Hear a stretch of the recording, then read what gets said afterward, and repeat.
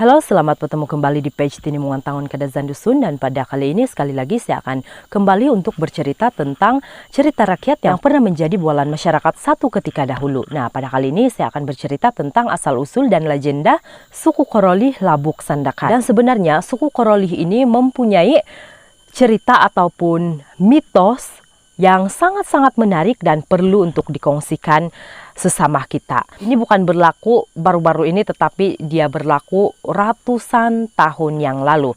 Dan saya hanya mampu menceritakan apa yang dilalui oleh nenek moyang kita satu ketika dahulu. Dan tujuan saya menceritakan legenda ataupun cerita macam mana asal-usul nih suku Korolih ini, supaya kita boleh jadikan panduan, kita boleh jadikan sebagai iktibar, sebagai kenangan, dan untuk pelajaran daripada kehidupan seharian kita. Kita difahamkan bahwa suku Korolih ini adalah keturunan susur Galur Tinggoron. Sebelum kita masuk di cerita asal-usul suku Korolih Labuk Sandakan ini, terlebih dahulu saya ingin memperkenalkan siapa Tinggoron. Tinggoron merupakan salah seorang daripada 7 orang beradik pahlawan, di mana adik-beradik Tinggoron ini bernama Longguai, Runsud, Lintobon, Tomui, Turumpok, dan seorang lagi yang tidak diingati siapa nama dia. Jadi ketujuh adik-beradik ini merupakan pahlawan yang sangat gagah, mereka sangat berani, dan nama mereka sangat terbilang pada zamannya.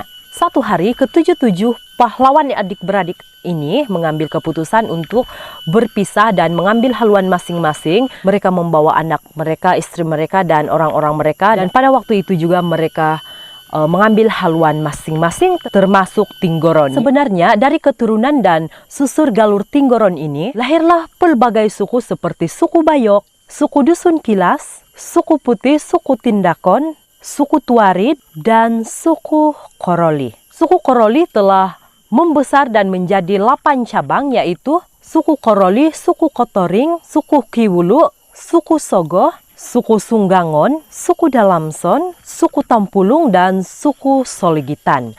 Nah, jadi macam mana nih suku Korolih menjadi 8 cabang? Kita akan masuk cerita legenda asal-usul suku Korolih ini. A few moments later. Satu ketika dahulu ada seorang pemuda yang tidak disebutkan siapa namanya. Dia berketurunan daripada susur Galur Tinggoron.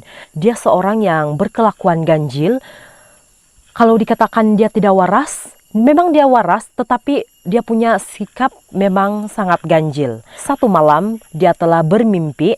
Dia telah bertemu dengan seorang laki tua berambut putih, dan di dalam mimpi beliau, orang tua tersebut telah berpesan kepada lelaki yang berkelakuan ganjil itu di dalam mimpi. Dia mengatakan bahwa 1 tahun daripada sekarang akan turun hujan yang sangat lebat sehingga mengakibatkan satu banjir besar.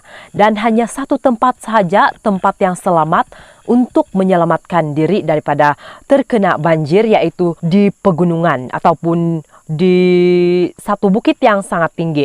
Nah, jadi si orang tua juga di dalam mimpi itu dia mengatakan bahwa sebelum hujan itu turun, dia akan mendatangi si pemuda itu semula. Setelah si orang tua itu selesai menyampaikan pesan kepada orang muda tersebut, lalu dia terbangun daripada mimpinya. Apabila si pemuda ini bangun, dia keluar ke rumah di perkampungan dia memberitahukan bahwa akan berlaku satu banjir besar setahun akan datang. Disebabkan si pemuda ini berkelakuan pelik ataupun dia berbeza dengan orang lain. Orang-orang kampung di sana, mereka tidak mempercayai apa yang dikatakan oleh pemuda tersebut, dan mereka mentertawakan si pemuda itu. Pada akhirnya disebabkan tidak ada yang mempercayai apa yang dia sampaikan, si pemuda itu dia naik ke bukit ataupun di pegunungan, lalu dia mendirikan rumah panjang di sana. Dan kebetulan pula di atas bukit tersebut terdapat banyak pokok-pokok besar, maka itu meringankan tugas si pemuda itu untuk membina sebuah rumah panjang.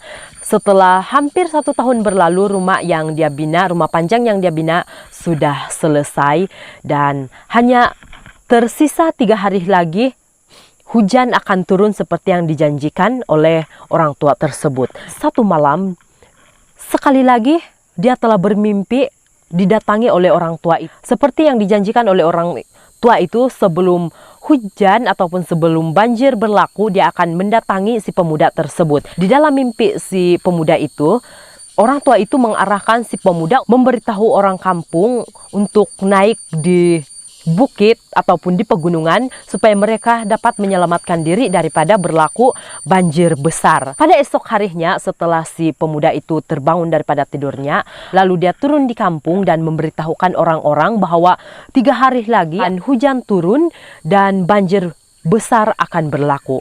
Ketika dia memberitahukan hal itu, orang-orang kampung yang ada di sana mereka mentertawakan, mereka tertawa terbahak-bahak dan mereka berkata, orang itu sudah semakin gila setelah setahun berada di pegunungan. Itulah yang mereka katakan. Hanya ada seorang sepupuh daripada pemuda itu, dia akur dan dia ikut si pemuda yang berkelakuan ganjil itu. Jadi di sana hanya ada 2 orang yang naik di pegunungan untuk menyelamatkan diri. Setelah mereka sampai di pegunungan, setelah lewat 3 hari, maka datanglah hujan yang sangat deras. Hujan yang sangat kuat itu berterusan untuk beberapa hari, sehingga rumah-rumah yang ada di perkampungan itu telah musnah, telah dinaiki air, dan binatang-binatang yang sempat melarikan diri, mereka telah melarikan diri ke pegunungan di mana si pemuda itu mendirikan rumah panjang.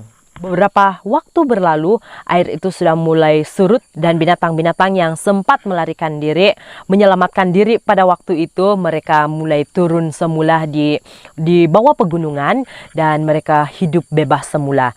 Hanya ada 2 orang sahaja yang terselamat di tempat itu pada waktu itu, yaitu si pemuda yang berkelakuan ganjil dan juga sepupuhnya sendiri. Disebabkan tidak ada orang lain yang ada di sana, lalu mereka mengambil keputusan untuk berkawin, dan hasil daripada perkawinan mereka, mereka telah melahirkan 7 anak perempuan dan 7 orang lelaki. Untuk memperbanyakkan lagi orang di sana pada waktu itu, 14 adik-beradik itu, 7 perempuan dan 7 lelaki, mereka berkahwin sesama sendiri.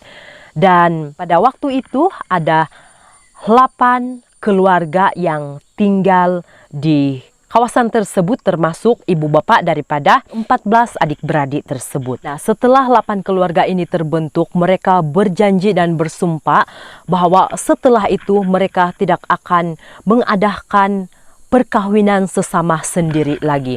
Dan mereka juga telah mencadangkan setiap keluarga membuat suku mereka masing-masing. 8 pasangan yang wujud ini setelah banjir itu berlaku dikenali sebagai suku Koroli. Dan 8 cabang suku Koroli ini dikenali sebagai suku Kotoring, suku Kiwulu, suku Sogo, suku Sunggangon, suku Dalamson, suku Tumpulung, dan suku Sogilitan. Cerita legenda ini diceritakan oleh mendiang Rindang dari suku Koroli kepada anak perempuannya yang berusia 70 tahun berasal dari kampung Kiubak dan sekarang tinggal di Lutungut ketika berjumpa dengan penulis. Suku Koroli dipercayai berasal dari perkampungan Tompios. Sebahagian dari suku ini berpindah ke Kiubak sepanjang sungai Insuan yang menjadi perkampungan Insuan. Di perkampungan Insuan, beberapa suku tinggal di kawasan tersebut seperti suku Koroli, suku Sogo, suku Kiwulu, dan ada juga kelihatan beberapa keluarga suku Dalamson. Suku Sogilitan boleh ditemui di perkampungan Melapih, Kopuron, Mangkadaik, dan Lumau. Suku Sunggagon pula boleh ditemui di kampung Barayon, di mana ramai suku Tempulung boleh ditemui di sepanjang sungai Labuk dari Poginatan sehingga Telupid dan jauh ke hilir sungai. Nah, jadi itu sahaja yang dapat saya kongsikan kepada kamu. Semoga legenda ini ataupun cerita ini dapat menambah sedikit koleksi pengetahuan kamu tentang cerita rakyat yang pernah berlaku dan yang pernah menjadi bualan masyarakat di Sabah satu ketika dahulu. Itu saja yang dapat saya kongsikan. Kita akan bertemu lagi di video akan datang. Bye-bye.